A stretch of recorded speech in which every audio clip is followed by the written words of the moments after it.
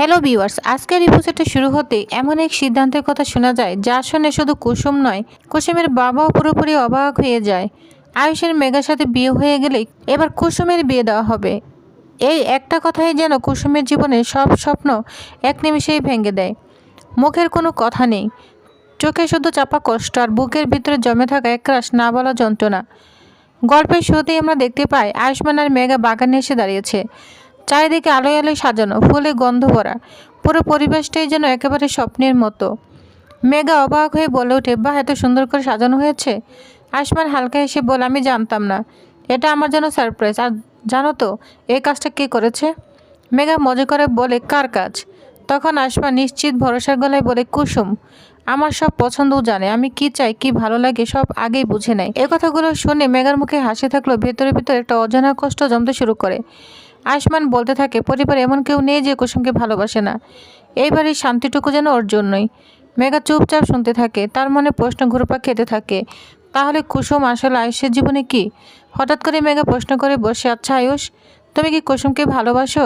এই প্রশ্নে আয়ুষ্মান একদম থমকে যায়। কি বলবে, কিভাবে বলবে কিছুই বুঝে উঠতে পারে না। পাশে দাঁড়িয়ে থাকা কুসুমও যেন পাথর হয়ে যায়।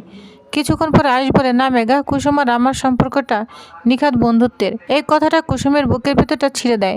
আড়ালে কুসুম দীপালি পিসিকে বলে, দেখলেন পিসি, ছোট সাহেব আমাকে শুধু বন্ধুই ভাবে।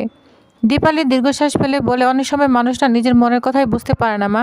পরিবেশটা হালকা হালকা করতে মেঘা বলে উঠে, চলো কেক কাটা হোক। তো কেক কাটা হয়, দুজনে একে অপরকে কেক খাইয়ে দেয়, সবাই খুশি। কিন্তু এই খুশির মাঝেও কারো চোখে ধরা পড়ে না কুসুমের চাপা কান্না। ঠিক তখনই মেঘা বলে ওঠে, আয়ুষ, আমি তোমার বন্ধুত্ব থাকতে চাই না। এই কথায় আয়ুষ্মান, নিশান, অনুশ্রী সবাই অবাক। মেঘা ধীরে বলে, এই সম্পর্কটার একটা নতুন নাম দিতে চাই, আমি তোমাকে ভালোবাসি। সবাই অভিনন্দন জানায়। মেঘা সবার সামনে প্রতিশ্রুতি দেয়, সংসার, পরিবার, ব্যবসা সব সামলাবে। কিন্তু ঠিক তখনই আয়ুষ্মান বলে ওঠে, আমি হ্যাঁ বলার আগে একজনের মতামত জানতে চাই। কুসুমের মতামত। এক কথায় মেঘার বুকটা ধক করে উঠে। কুসুমকে ডেকে আনা হয়। আয়ুষ্মান প্রশ্ন করে, আমি যদি মেঘাকে বিয়ে করি তুমি মেনে নিতে পারবে? এই প্রশ্নের সাথে সাথে কুসুমের চোখের সামনে বেশি ওঠে নিজের স্বপ্নের সংসার, নিজের কল্পনায় আয়ুষ। শেষ পর্যন্ত নিজের কষ্ট গিলে নিয়ে কুসুম বলে, ছোট সাহেব, আমি চাই আপনারা সারা জীবন একসাথে থাকুন। এই একটিমাত্র বাক্য কুসুম নিজের সব স্বপ্নকে কবর দেয়। সবাই খুশি হয়ে যায়।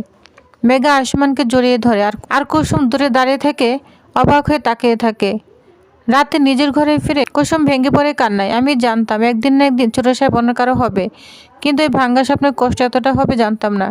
একতরফা হলেও এই ভালোবাসা যে সারা জীবন বয়ে নিয়ে যাবে। তো ভিউয়ার্স, এই গল্প কি এখানেই শেষ, নাকি কুসুমের জীবনে আসছে নতুন মোড়? তো পরের এপিসোডে কি হতে চলেছে জানতে ভিডিওতে লাইক দিন, চ্যানেলটি সাবস্ক্রাইব করুন আর অবশ্যই আমার সাথেই থাকুন। ধন্যবাদ।